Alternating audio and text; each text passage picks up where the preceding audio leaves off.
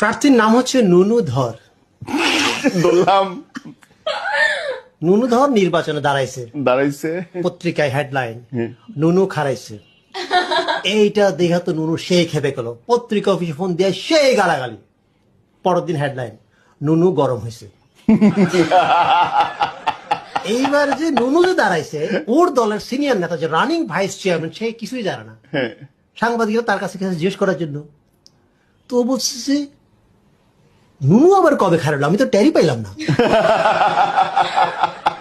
একই এলাকায় একই পদে একই দলের একজন মহিলা ভাইস চেয়ারম্যান দাঁড়াইছে, এর আবার নুনুরে দেখতেই পারে না।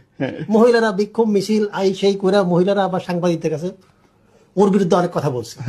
পরের দিন হেডলাইন, মহিলাদের সন্তুষ্ট করতে পারেনি নুনু। সাংবাদিক থেকে সাবধান। এইটা দেখে তো মহিলার কাছে খেপা। খেপা। সাংবাদিকদের দেখেন এটা কি করলেন, দলের মধ্যে গ্রুপিং লাগাই দিলেন, তার সাথে আমার ব্যক্তিগত কোনো রেশারেশি নাই। না, হেডলাইন চেঞ্জ করেন। কি পরের দিন হেডলাইন, নুনুতে সন্তুষ্ট মহিলা। মহিলা চেয়ারম্যান প্রার্থী নুনুতে সন্তুষ্ট।